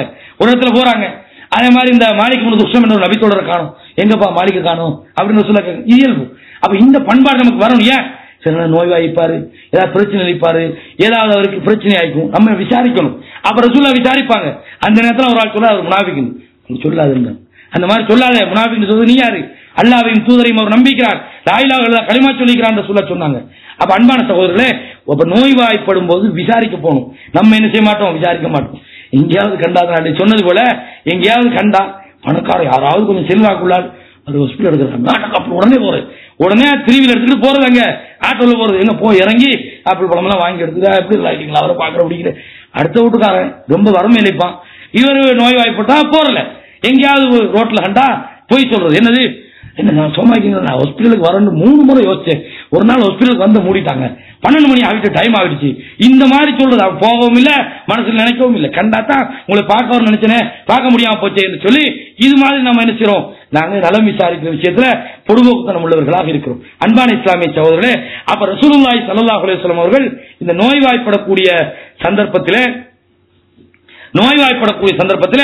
அதாவது நலம் விசாரிப்பதற்குரிய சிறப்புகளை நமக்கு சொன்னாங்க. இதுல இந்த நோயில 2 வகையான நோய் இருக்குது. நோயை பொறுத்த வரைக்கும் 2 வகையான, சில நோய்கள் இயற்கையா வருது, இன்னும் சில ஆக்களை பாத்தீங்கன்னா இருமுறது. என்ன இருமுறீங்க பார்த்தா அந்த சிகரெட் அடிக்கிறது என்ன இது நோய். இன்னும் சில பேருக்கு இந்த சிகரெட்டை பத்திட்டு விட்டா முடியல நோய். இது அல்லாஹ் என்ன சொல்றாங்க? அல்லாவா விட்ட நோய் ஆயிக்கணும், நீங்களா தேடிக்கிறது. இன்னும் சில பேருக்கு பார்த்தா குடி, அதுலயும் கல்லு குடிப்பாங்க சொல்லணும். இந்த காடு உள்ள எல்லாம் இந்த கள்ளச்சாராயம் காய்ச்சுவாங்களே, இதுல என்ன செய்யறது? தேவையான கலவைகள் போடாம அதுல மோசமான கலவையை போட்டு சில வயிறுலாம் வீங்கி போச்சு, நோய் வாய்ப்பட்டு கிடப்பாங்க. என்ன ஒண்ணு இல்ல, என்னப்பா பிரச்சனை? ஒண்ணு இல்லைன்னு அவரு சொல்ல முடியல போறவங்கிட்ட. ஏன்? கள்ளச்சாராயம் குடிச்சு வயிறு வீங்கி போச்சு, குடல் வீங்கி போச்சு, நுரையீரல் வீங்கி போச்சு, முடிஞ்சு போச்சு. அப்ப இதுக்கெல்லாம் அல்லாஹ் விடத்துல நன்மை கிடைக்குமா? கிடைக்காது. அல்லாஹ் சொல்றான், நீ ஓண்ட கையால தேடினதுக்கு என்னட்டு நன்மை கிடைக்காது, நீனே அதை உலகத்தை அனுபவிச்சுக்க. அல்லாஹ் சொல்ல, யாருக்கு நாங்களும் அநியாயம் செய்ய மாட்டோம், உலகின் காணும் அம்புத்தமும் எதுவும் கணக்கு தானே அநியாயம் பண்றான். இன்னைக்கு பாருங்க, கேன்சருக்கு முக்கிய காரணம் என்ன? இந்த புகைத்தல் இன்னைக்கு ஆய்வாளர்கள் சொல்றாங்க, அதிலே போட்டிக்கிறாங்க. எந்த வியாபாரியாவது சிகரெட் பொட்டியில போடுவானா, இது புற்றுநோய்க்கு வழிவகுக்கும். இவன் என்ன செய்யறான்? எடுத்து அதிலே ஒரு தட்டு, நீ நான் சொல்றான் ஒண்ணுல ஒரு தட்டு புற்றுநோய்க்கு வழிவகுக்கும் எழுதிக்கிற இடத்துல வச்சுக்கிட்டு ஒரு தட்டி போட்டு குடிக்கிறான். இதுக்கு அல்லாஹ் குற்றவாளி? இதை விசாரிக்க போக கூடாது. சரியா பார்த்தா நீ என்ன தேடிக்கிட்டான், நீனே பார்த்துக்கோ. ஏன் எத்தனை முறை உன்னைய பார்த்து சொல்லிப்பேன். அப்ப இது மாதிரியான நோய்களை நாமளாக தேடிக்கொள்ள கூடாது. இதுக்கு அல்லாஹ்விடத்துல கூலி எதிர்பார்க்க கூடாது. ரசூலுல்லாஹி ஸல்லல்லாஹு அலைஹி வஸல்லம் ஒரு நாள் சஹாபாக்கிட்ட கேக்குறாங்க, மன் அஸ்பஹல் மின்க சாயிமன் மின்கும் சாயிம், உள்ள யார் நோம்புண்டாங்க? அப்ப அபூபக்கர் சித்திக் சொல்றாங்க, நான் நோம்புன்றாங்க. அதே மாதிரி இன்னைக்கு யாராவது உங்களோட உணவாளி விருந்தாளிக்கு சாப்பாடு கொடுத்தீங்களா அப்படின்னு கேட்கறாங்க. நாங்க சாப்பாடு கொடுத்துருந்தாங்க. இன்னொரு நாள் கேட்கறாங்க, உங்களை யார் சரி நோயாளியை பார்க்க போனீங்களா அப்படின்னு கேட்கறாங்க. அதுக்கு அபூபக்கர் சித்திக் என்ன சொல்றாரு? நான் பார்க்க போனேன் யார் சொல்லா அப்படின்னு. அப்ப ரசூலுல்லாஹி ஸல்லல்லாஹு அலைஹி வஸல்லம் சொல்றாங்க, உங்களில் யாரிடத்திலாவது நான் சொன்ன இந்த பண்பாடுகள் எல்லாம் ஒன்று சேர்ந்தால் ரசூலுல்லாஹி என்ன சொன்னாங்க? சொர்க்கத்துக்கு போய்த்தார் அவர். இந்த 4 பண்பு இருக்குது. நோயாளியையும் பார்த்துக்கிறாரு, நோம்பும் பிடிச்சிக்கிறாரு, அதே மாதிரி விருந்தாளிக்கு சாப்பாடும் முடிச்சிக்கிறாரு. அதே மாதிரி அடுத்த விஷயம் என்ன?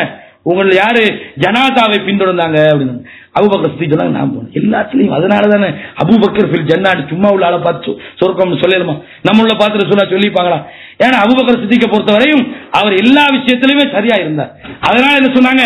அபூபக்கர் ஃபில் ஜன்னா. ஏன் அவ்வளவு விஷயம் பாருங்க, கேட்டது எல்லாத்துலயும் நான் செஞ்ச யார் சொல்லான்னு அல்லாஹ்வுடைய தூதத்தை சொல்றாங்க. அப்ப நோயாளியை பார்க்க போறது என்பது சிறப்புக்குரிய விஷயம். சாப்பாடு கொடுக்கிறது, உங்களை யார் அல்லாஹ்வை மறுமையினால நம்புறாரோ அவர் விருந்தாளியை கௌரவப்படுத்தட்டும், விருந்தாளிக்கு சாப்பாடு கொடுக்கட்டும், பேசினா நல்லதை பேசட்டும். ரசூலுல்லாஹி இப்படிலாம் சொல்லி காட்டுறாங்களா இல்லையா? அப்ப இதெல்லாம் நோயாளியை பார்க்க போறதுக்குள்ள சிறப்பு. ரசூலுல்லாஹி ஸல்லல்லாஹு அலைஹி வஸல்லம் சொன்னாங்க, மன் ஆதா அகாஹு ஃபீ குர்ஃபத்தில் ஜன்னah, யார் ஒரு சகோதரனை நோய் நலம் விசாரிக்க சென்றாரோ கான ஃபீ குர்ஃபத்தில் ஜன்னah, அவர் சொர்க்கத்தினுடைய இன்பங்களிலே மூழ்கி இருப்பார் அப்படின்னு ரசூலுல்லாஹி ஸல்லல்லாஹு அலைஹி வஸல்லம் அவர்கள் நோய்வாய்ப்படும் போது ஏற்படக்கூடிய நன்மைகளை சொன்னார்கள். அதை பார்க்க போறதால நோயை விசாரிக்க போறவர்களுக்கு ஏற்படக்கூடிய நன்மைகள்.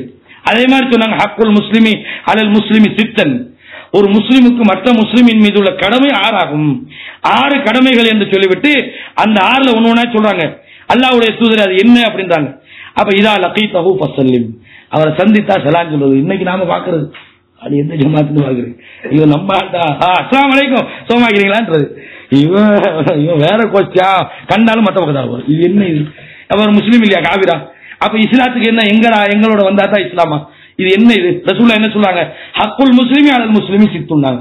ஒரு முஸ்லிமுக்கு இயல்பாக ஒரு முஸ்லிமா ஒருத்தனை முதலா பார்க்கணும். அதுக்கு கூட தான் ஜமாத்தெல்லாம் ஒருத்தனை இது உமர் ஒருத்தர் இலங்கையில சொல்லி தர்றாருப்பா, நாங்க மட்டும் தான் சொர்க்கம். இது நாம என்ன சொல்றீங்க, பச்சை வழி எடுன்றோம். ஏன் சொர்க்கத்துக்கு போறதுக்கு சர்டிபிகேட் கொடுக்குது? நீங்க யாரு? உங்களை கேட்டுக்கிட்டா அல்ல சொர்க்கத்துக்கு அனுப்புவான். மனிதன் யாரையும் எந்த ஜமாத்தோ மனிதர்களோ சொர்க்கம் அனுப்புறது இல்ல. அப்ப நம்ம என்ன செய்யணும்? ஒரு முஸ்லீமை கண்டால் முதலாவது அவனை இயக்கம்னு பார்க்க கூடாது. சகோதரர் அஸ்ஸலாமு அலைக்கும், உங்களுக்கு பேச விருப்பம் இல்லையா, தனிப்பட்ட விருப்பம் இல்லையா, போயிருங்க. ஹக்குல் முஸ்லிமி அலல் முஸ்லிமி சித்துன், ஒரு முஸ்லிமுக்கு மற்ற முஸ்லிமின் மீது 6 கடமைகள். கண்டா அஸ்ஸலாமு அலைக்கும், இதா லகீதஹு ஃபஸல்லிம் அலைஹி வ இதா தஆக ஃபஅஜிபஹு, உன்னை விருந்து கலைத்தால், உனக்கு ஏதாவது அழைப்பு விடுத்தால் அதுக்கு பதில் கொடுக்க வேண்டும். உபதேசம் பண்ண சொன்னால் அவருக்கு உபதேசம் பண்ண வேண்டும். அவர் தும்மினால் அல்ஹம்துலில்லாஹ் என்று சொல்லட்டும். அவர் தும்மி அல்ஹம்துலில்லாஹ் சொன்னால் அவருக்கு எர்ஹமுக்கல்லாஹ் சொல்லணும். இன்னைக்கு தும்முடு அப்படி சும்மா எருகமுக்கல்லாவும் சொல்ல இயலாது, ஏதிக்குமுல்லாவும் சொல்ல இயலாம். இந்த சுண்ணாண்டைக்கு நிறைய இல்ல நம்ம ஆள்கிட்ட. தும்மும் போதே பயங்கரமான சத்தத்தோட தும்முறது, அதை மறைச்சு கொள்ளணும். அதிசயம் வருது, அந்த தும்முடைய சத்தத்தை என்ன செய்யணும், அடக்கி கொள்ளணும். அதையும் செய்ய மாட்டாங்க. தும்மி போட்டு என்ன செய்யறது? அப்ப வேற என்ன சொன்னீங்க வேற கதை கேட்கிறது. இதுக்கு எருகமுக்கல்லா சொல்லிடுமா? இவர் தும்முவாரு, தும்மி போட்டு வேற என்ன சொல்லுங்க சொல்லிருந்தீங்க. இது என்ன? அப்ப நம்ம முதலாவது என்னது? தும்மினால் அல்ஹம்துலில்லாஹ் சொல்லணும். அல்ஹம்துலில்லாஹ் என்று சொல்ல கேட்டால் யர்ஹமுக்கல்லாஹ் என்று சொல்லணும். வைதா மரில ஃபஉது, அவர் நோய்வாய்ப்பட்டால் அவரை போய் நலம் விசாரிங்க. அப்ப ஒரு ஆள் நோயா இருந்தால் அவரை நலம் விசாரிக்கிறது என்பது முஸ்லிமுடைய கடமைகள்ல ஒண்ணு. அடுத்த முஸ்லிமுக்கு மௌத்தா போனா எப்படி ஜனாசாவோட பின்தொடருமோ இது மாதிரி அடுத்த முஸ்லிமின் மீது உள்ள கடமை என்று ரசூலுல்லாஹி ஸல்லல்லாஹு அலைஹி வஸல்லம் சொன்னாங்க. அதே மாதிரி சொன்னாங்க எப்படி? அமரனா பி சபைன் நஹானா அன் சபைன், எங்களுக்கு 7 விஷயத்தை ஏவினார்கள், 7 விஷயத்தை எங்களுக்கு ரசூலுல்லாஹ் தடுத்தாங்க அப்படின்னு சொல்லி இந்த ஏவின விஷயங்கள்ல ஒரு சகோதரன் நோய்வாய்ப்பட்டால் அவனை போய் நலம் விசாரிங்க அப்படின்ற ஒரு செய்தியை ரசூலுல்லாஹி ஸல்லல்லாஹு, இது மாதிரி பாத்தீங்கன்னா அப்ப ரசூலுல்லாஹ் சொல்றாங்க ஒரு செய்தியை, சஹீஹ் முஸ்லிம்ல வரக்கூடிய செய்தி. நாளைய மறுமையில அல்லாஹ் கேட்பானா, நான் நோயா இருந்தேனே என்னை நீ பார்க்க வந்தியான்னு கேட்பான். அல்லாஹ் அடியாண்ட கேட்கிறான். ரசூலுல்லாஹ் சொல்றாங்க, அல்லாஹ் சொல்றதாக அடியாண்ட கேட்கிறான், நான் நோய்வாய்ப்பட்டிருந்தேனே என்னை நீ நோய்வாய் விசாரிக்க வரல. அடியான் கேட்கிறான், நீ தானே ரப்புல் ஆலமீன், உனக்கு எப்படி நோய் வரும்? நீ நோய்வாய்ப்படுவியா? அல்லாஹ் என்ன சொல்றான், என் அடியான் நோய்வாய்ப்பட்டு, என் அடியான் நோயோட இருந்தானே போய் பாத்தியா? என்ன நீ அடுத்த வீட்டுல நோயா இருந்த கூட 15 நாளைக்கு போறோம் தெரியலன்னா நம்ம என்ன உறவு வச்சுக்கிறோம்? அடுத்த சகோதரன் எந்த நாளும் சந்திப்போம் சலான்னு சொல்லுவோம், காணலையே அந்த என்ன நடந்தது விசாரிக்கிறது இல்லையா? என்ன அடிக்கடி போன் போடுவாரு, சத்தம் இல்லையே, ஒரு போனை போட்டு பார்க்கலாம், நம்ம என்ன இதெல்லாம் செய்யறோமா? இதெல்லாம் கண்டிப்பாக ஒரு முஸ்லிம்கிட்ட இருக்க வேண்டிய பண்பு. அடுத்தது முக்கியமான ஒரு செய்தியை நான் சொல்லி முடிக்கிறேன். நோய் வாய்ப்படுறது, நோய் விசாரிக்கிறது எல்லாம் இதெல்லாம் இயல்பாக நடக்கிறது. ஒரு ஆள் நோய் வாய்ப்பட்டு நோயை விசாரிக்க போறோம். சில ஆளுக்கு நோய் விசாரிக்க வராம இருந்தா நல்லது பார்க்கறதா கூட. அப்ப இவன் மட்டும் நம்மளை பார்க்க வராம இருந்தா நல்லது. ஏன்? நோய் வாய்ப்படும் போது என்ன செய்யணும்? மார்க்க நமக்கு என்ன வழிகாட்டுது? அவரை பார்க்க போறோம். பார்க்க போய் என்ன செய்யணும்? லாபாச தஹூரன் இன்ஷா அல்லாஹ் ஒன்று இல்ல, அல்லாஹ் தஹூரன் ஒரு நோய்க்கு குற்ற பரிகாரமாக நன்மை எல்லாம் இல்லாம ஆக்குவான். அல்லாஹ் இதெல்லாம் குற்ற பரிகாரமா ஆக்குவான், நீங்க பயப்படாதீங்க, ஒன்னும் நடக்காது, பிரச்சனை இல்லை அப்படின்னு. நோய்வாய் பார்க்க போகும்போது என்னமா கொண்டுட்டு போகணுமா? சும்மா நான் கேட்கிறோம், மார்க் அடிப்படையில் சும்மா சந்தோஷமா கொண்டு போறோம், அது அவர சந்தோஷம். நோயாளியை பொறுத்தவரையும் நீங்க வற்புறுத்தி சாப்பாடு கொடுக்காதீங்க, அல்லாஹ் அவங்களுக்கு சாப்பாடு கொடுக்குறான். அந்த சொல்ல பாருங்க, நிறைய 10 நாள் ஒன்னும் தின்னாம பண்ணுது, விரும்பி நல்லா தான் இருக்கிறாங்க. நாம சும்மா 10 நாள் இருந்தா ஆள் கோசு, சும்மா ஒரு ஆள் நான் உண்ணாவிரதம் 10 நாள் இருந்தா ஆள் போயிருவான். நோயாளியா 10 நாள் திங்காம வைக்கிறானா இல்லையா? கண்ணால பாத்துக்கிறீங்களா இல்லையா? ரசூலுல்லாஹ் சொல்றாங்க, நான் சாப்பாடு கூட நீங்க நிர்பந்திக்காதீங்க, அவரை கஷ்டப்படுத்த தேவையில்லைன்றாங்க. அப்ப சாப்பாடு கொடுக்கறது என்பது நோயாளியை பொறுத்த வரைக்கும் அவசியம் இல்லை. நீங்க என்ன செய்வீங்க? கொஞ்சம் ஆப்பிள் வாங்கிட்டு போவீங்க, இல்லாட்டி சில பிஸ்கட் வாங்கிட்டு போவாங்க, ஏதாவது பார்சல் இப்படி கையில் எடுக்கிறது. என்னத்துக்கு தெரியுமா? பெரும்பாலும் நோயை பார்க்க போறது போகலண்டா என்ன நினைப்பாரு, அதுதான் போறது. நம்ம ஆளுக்கு நிறைய நோயா போவாட்டி என்ன நினைப்பாரு, நம்ம இப்படி பழையப்பட்டு போவ சரியில்லையே, போறது என்னத்துக்கு ஃபார்மாலிட்டி, ஒரு சடங்குக்கு. உண்மையான இறக்கத்துல போறல, அடே பாவம் கஷ்டப்பட்டாரு நம்மளோட இந்த நோயப்பட்டாரு, அல்ல அவர் நோய், அந்த இறக்கம் அந்த உண்மையான பாசத்துல இல்ல. போவாட்டி என்ன நினைப்பாரு, போறதே பணக்காரனுக்கு தான், நீ ஏழைகளுக்கு கொஞ்சம் போறதும் குறவு. அவ போகும்போது என்ன செய்யறது, கடையில போய் 2 அப்பளம் வாங்க. இவர் போவாரு, ஹாஸ்பிட்டலுக்கு போவாரு, போய் என்ன செய்வாரு, நோயாளி பக்கத்துல அப்படி வைப்பாரு. அவருக்கு திங்க இல்லாம கிடக்குற அந்த நோயாளி திங்கிறது போற ஆட்கள் தான், குடும்பத்துல போறவன் தான் திங்கிறது. அவர் அதை கேட்கவும் இல்லை. உங்கள்கிட்ட என்ன வருத்தம் அப்படி கேட்குறது, நெஞ்சில வருத்தம் அப்படின்னு. நெஞ்சிலா எங்க எந்த பக்கம்? இடது பக்கம் வரக்கூடாது அப்படின்னு. என்னவா இடது பக்கம் வரக்கூடாது. வந்தா என்ன, முந்த நாள் ஒரு ஆள் மூத்தா போனாரப்பா, இடது பக்கம் தான் பார்த்தாலும் வழி. இவன் சும்மா மூத்தா போயிடுவான். இவன் நல்ல ஆகிறவன். உளவியல் ரீதியாக என்ன நோயாளியை பார்க்க போனா என்ன செய்யணும்? கிட்ட போய் ரசூலுல்லாஹ் என்ன செய்வாங்க, கிட்ட போய் அவரை தடை விட்டு அவருக்கு என்ன செய்வாங்க, ஒண்ணும் நடக்காது, நோய் தானே எல்லாருக்கும் தான் வருது, உங்களுக்கு மட்டுமா நோய், எல்லாருக்கும் தான் வருது, ஒண்ணும் இன்ஷாஅல்லாஹ் அல்லாஹ் எல்லாத்துலயுமே நன்மை தான் வச்சுப்பான். எங்களுக்கு வந்தாலும் நோய் வந்தா நன்மை தான். நோய் வருது பாருங்க, ஹதீஸ்ல எப்படி வருது, நோய்வாய்ப்பட்ட நாளைக்கு மறுமையில நன்மை கிடைக்கும் வருது. அல்ல என்னத்தை வந்தாலும் அதுல உங்களுக்கு கயிறு தான் இருக்கும், பொறுமையா இருங்க. இப்படி சொன்னா நீங்க கொண்டு போன எப்பளை விட அது பெருமை. நீங்க கொண்டு போய்க்கிறீங்க அப்பள், இதை கொண்டு போகாம இதை மட்டும் போய் சொல்லி இருந்தா கூட அவருக்கு அது அதனால தானே. நோய் வரும்போது அம்மான்னு ஒருத்தன் கூப்பிடுறாயா, நோய் வரும்போது அம்மானி எங்க கூப்பிடுறான், பொண்டாட்டி வேற கூப்பிடுறானா? ஏன் ஏற்கனவே புடுங்கல், இதை வேற இப்ப கூப்பிடுறதா? என்ன சொல்லுவான் அம்மா? ஏன் அம்மாவால மட்டும்தான் அவனுக்கு தேவையான அன்பை ஒழுங்கா கொடுக்க முடியும். கிட்ட போய் அம்மா கரும்பு செய்வாங்க, என்னம்மா வலிக்குதா, அங்க வலிக்குதா, இங்க வலிக்குதா, யார் செய்வா? தாய் மட்டும்தான் செய்வா. சில மனைவிகளும் செய்வாங்க, அதுல எல்லாரும் இல்ல, அதுல 100% சொல்லுங்களேன். ஆனா அதே நேரத்துல ஏன் அவன் அப்படி கூப்பிடறான் தெரியுமா? அந்த நேரத்தில் அவனுக்கு தேவையெல்லாம் அன்பு, அந்த நேரத்தில் அவனுக்கு தேவைப்படுறது இரக்கம், அவனுக்கு தேவைப்படுறது ஆறுதல். ஆனா நாம என்ன செய்யணும், அவனுக்கு தேவையில்லாத ஒரு சாமான பக்கத்துல வச்சு போட்டு தூரத்தில் இப்படி கண்டுக்கிட்டு பின்னகையை கட்டிட்டு தான் கேட்கறது. கிட்ட போய் தடவை அப்படி கேட்கறத, பின்னகை கட்டி இப்படி ஆச்சுனா என்ன அர்த்தம்? நெஞ்சு இடது பக்கமா முந்த நாள் மூத்தா போனாரு, நெஞ்சு வலி வந்துதான் அவன் மூத்தா போயிடுவான் இயல்பா. அப்ப ரசூலுல்லாஹி ஸல்லல்லாஹு அலைஹி வஸல்லம் என்ன செய்வாங்க தெரியுமா? நோய்வாய்ப்பட காண நபி ஸல்லல்லாஹு அலைஹி வஸல்லம் இத ஆதல் மரீல ஒரு நோயாளியை விசாரிக்க போனால் ஜலச இந்த ராசிஹி, அவருடைய தலைக்கு அருகில உட்கார்ந்து கொள்வார்கள். கிட்ட போவாங்க ரசூலுல்லாஹி சொல்லுவாங்க, கிட்ட போய் வேற ஹதீஸ்ல வருது தடை விடுவாங்கன்னு வருது. அப்ப வந்து என்ன செய்வாங்க, சும்மா கால சபா மிராரின், பிறகு 7 தடவை இப்படி சொல்வார்கள், அஸ்அலுல்லாஹல் அலீம் ரப்பல் அர்ஷில் அலீம் அன்யஷ்பிக, அஸ்அலுல்லாஹல் அலீம் ரப்பல் அர்ஷில் அலீம் அன்யஷ்பிக. அல்லாஹ்விடத்திலே மகத்தான ரப்பிடத்திலே நான் கேட்கிறேன், அவன் தான் இந்த அரசுக்கு சொந்தக்காரன், அல்லாஹ் உன்னை குணப்படுத்தட்டும். இது எவ்வளவு பெரிய ஆறுதல். நீங்க ஒரு நோயாளி கிட்ட போய் அவரை தலைக்கிட்ட கொஞ்சம் அவரை தடை விட்டு கிட்ட போய் இந்த மாதிரி சொல்லி பாருங்க, அவருக்கு அதுல கிடைக்கிற ஒரு சுகமிக்குத நீ ஒன்னும் கொண்டு போறதில்லை. இது கொண்டு போறதே ஃபார்மாலிட்டிக்கு. அவரை போய் பயங்காட்டி விட்டுட்டு வந்து அவர் அதுக்குத்தான் பாருங்க, இந்த ஹாஸ்பிட்டல்கள்ல வந்து சில கவர்மெண்ட் ஹாஸ்பிட்டல் நினைச்சுவாங்க, அவன் ஒரு லிமிட் பண்ணிப்பான். சில நோய்க்கு 2 பேர் தான் ஒரு நாளைக்கு வந்து பார்க்கலான்னு ஒரு கார்டு முடிச்சுப்பான். சில ஆஸ்பத்திரியில் பாக்க உங்களோட ஊர் இல்லைங்களா, சில நோயாளிகளை பார்க்க போறதுக்கு ஒரு நாளைக்கு 2 பேர் சொந்தக்காரன் மட்டும் கார்டை கொண்டு வரலாம். ஏன் வச்சுக்கிறான் தெரியுமா? காரணம் அவனுக்கு தெரியும், இயல்பா உளவியல் ரீதியா பயனாட்டி விட்டுருவானுகள். எல்லாரும் போய் அப்படியா தலையா வலிக்குது, வலிக்க கூடாது என்ற இவன் சொல்றது, கால் வலிக்குதா வலிக்க கூடாதுன்னா என்ன நடக்கும்? அப்ப இதெல்லாம் கூடாது என்பதற்காகத்தான் நாங்க இதெல்லாம் சொல்லிட்டு இருக்கிறோம். அப்ப நோயாளிய தரிசிக்க போகும்போது அந்த நோயாளிக்கு ஆறுதலான வார்த்தைகளை சொல்லணும், சந்தோஷம் தரக்கூடிய வார்த்தைகளை நாங்க சொல்லணும். இதுதான் நோய்வாய்ப்படக்கூடியவனுக்கு நாம செய்ய வேண்டிய கடமைகள், நோயாளி ஏற்படக்கூடிய நன்மைகள், இவைகள் எல்லாம் நாம முடியுமான வரைக்கும் சுருக்கமா அவங்களுக்கு சொல்லிக்கிறோம். இன்னும் அதாவது விரிவாக சொல்லக்கூடிய ஒரு தலைப்பு என்றாலும் இவ்வளவு செய்தியும் போதும், நான் கூட தான் சொல்லிக்கிறேன்னு நினைக்கிறேன். அல்லாஹ் தஆலா நோய்வாய் வரக்கூடாது. ஏன்னா ஆரோக்கியம் என்பதுதான் நியாமத் என்று சொல்றாங்க. ஆரோக்கியமாக நம்மளை வாழ செய்யணும். ஒரு காலம் அந்த நோய் வந்தாலும் கூட அதுல முடியுமான மட்டும் கெட்ட வார்த்தைகள் பேசிடாம, அல்லாஹ்வை பற்றிய ஒரு கெட்ட எண்ணம் உருவாக்கலாம, அல்லாஹ் நமக்கு மட்டும்தான் இதெல்லாம் விடணும் அப்படின்ற மாதிரி இல்லாம, நோயை திட்டாம, நோய்வாய்ப்படும் போது மௌத்தா போறதுக்கு அல்லா இடத்துல துஆ செய்யக்கூடிய அந்த நிலையில இல்லாம, அந்த கட்டத்திலையும் நாங்க பொறுமையோடு இருந்தால் நோய்களை பொறுத்த வரைக்கும் அல்லாஹ்விடத்துல அதுக்கு கூலி இருக்கிறது, நாளை மறுமையில் அதுக்கு மகத்தான அந்தஸ்து இருக்கிறது, பாவங்கள் அதன் மூலமாக மன்னிக்கப்படுகிறது என்ற செய்திகள் எல்லாம் நாம் பார்க்கிறோம்.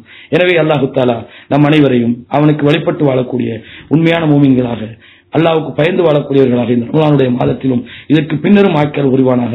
ஹாதா இந்தி வல் இல்மு இந்தல்லாஹ் வ அகூலு கௌலி ஹாதா அஸ்தக்ஃபிருல்லாஹ் லி வ லக்கும் இன்னஹு ஹுவல் கஃபூர்.